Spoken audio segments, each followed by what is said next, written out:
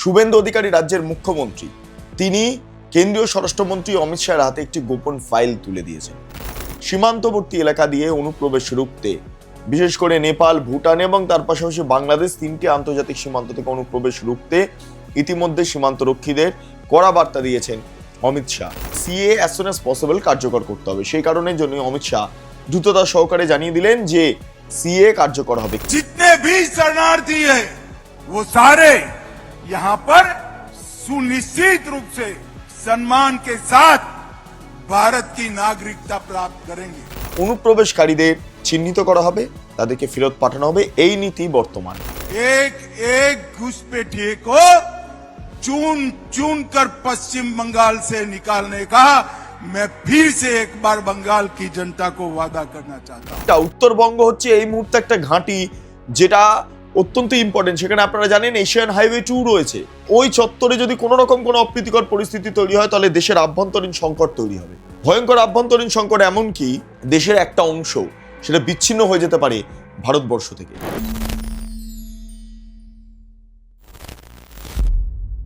নমস্কার, আপনারা দেখছেন বেঙ্গল লিবার্টি, আমি বিট্টু রায়চৌধুরী। প্রথমেই আপনাদের যে বিষয়টা সম্পর্কে ওয়াকিবহল করব সেটা হলো শুভেন্দু অধিকারী রাজ্যের মুখ্যমন্ত্রী, তিনি কেন্দ্রীয় স্বরাষ্ট্রমন্ত্রী অমিত শাহের হাতে একটি গোপন ফাইল তুলে দিয়েছেন।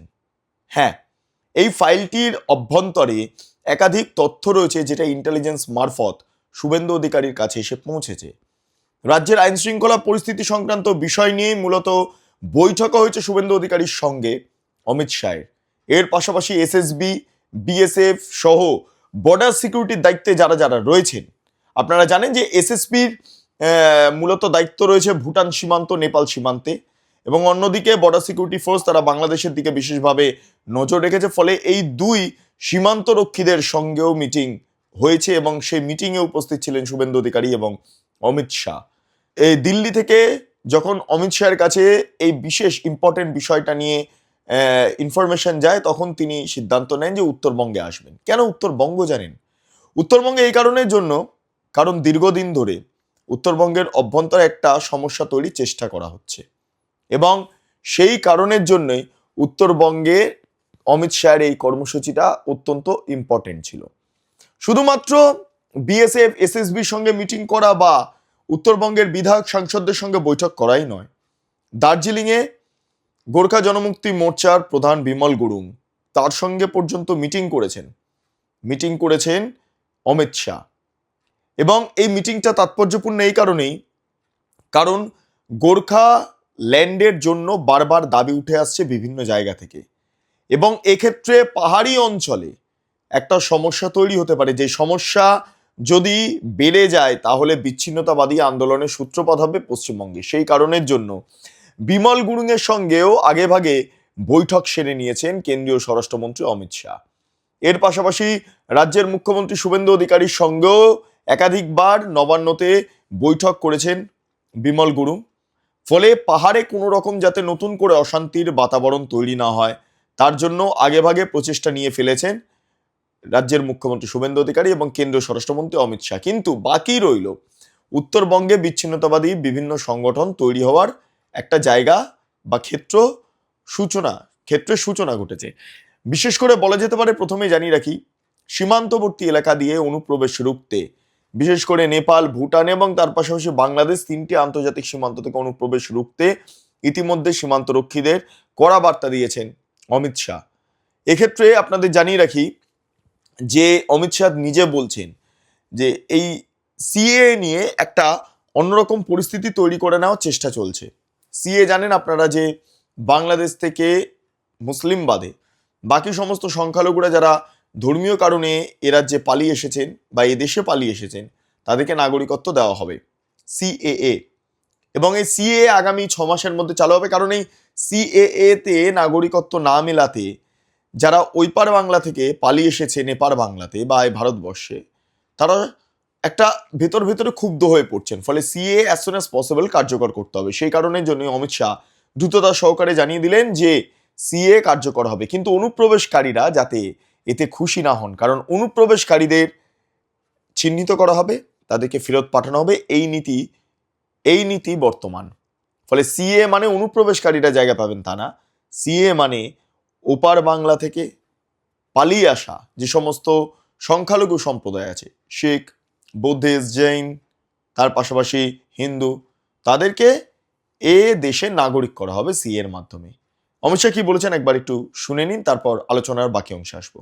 मैं बांग्लादेश से आए हुए हिंदू, सिख, जैन शरणार्थियों को वादा कर कर जाता हूं कि 6 माह में आप सभी को हम नागरिकता दे देंगे।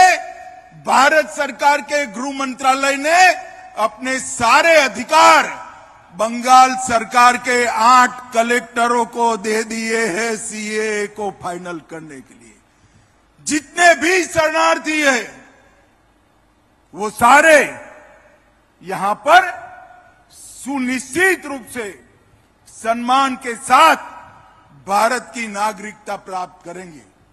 मगर मेरे भाषण को सुनकर घुसपैठिए खुश न हो जाए, क्योंकि हमारी बंगाल सरकार का अटल फैसला है डिटेक्ट, डिलीट और डिपोर्ट।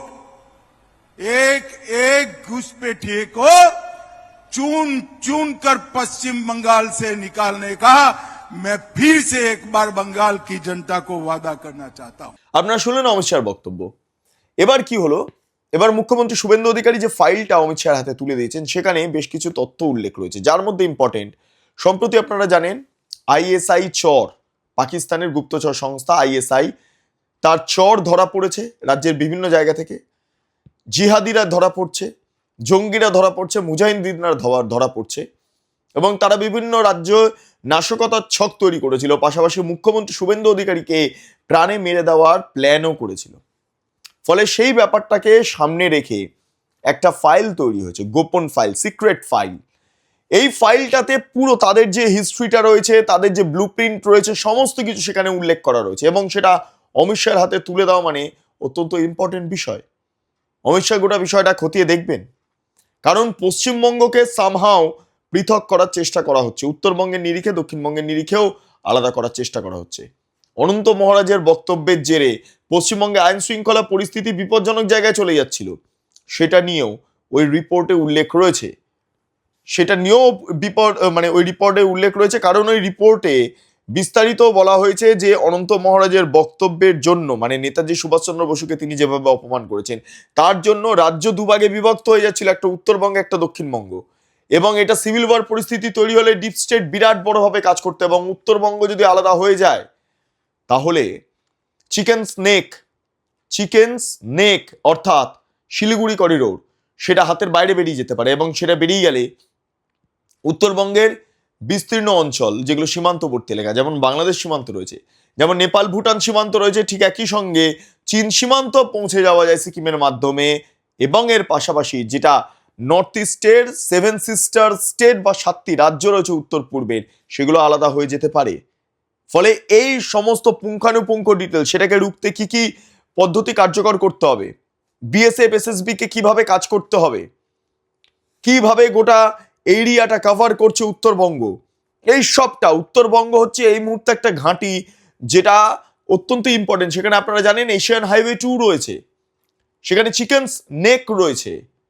ফলে এই অবস্থায় দাঁড়িয়ে ওই চত্বরে যদি কোনো রকম কোনো অপ্রীতিকর পরিস্থিতি তৈরি হয়, তাহলে দেশের আভ্যন্তরীণ সংকট তৈরি হবে, ভয়ঙ্কর আভ্যন্তরীণ সংকট, এমনকি দেশের একটা অংশ সেটা বিচ্ছিন্ন হয়ে যেতে পারে ভারতবর্ষ থেকে, এই ভয়টা গ্রাস করছে। ফলে ওয়েস্ট বেঙ্গলকে হেলায় ফেলায় ফেলে দিলে তো হবে না,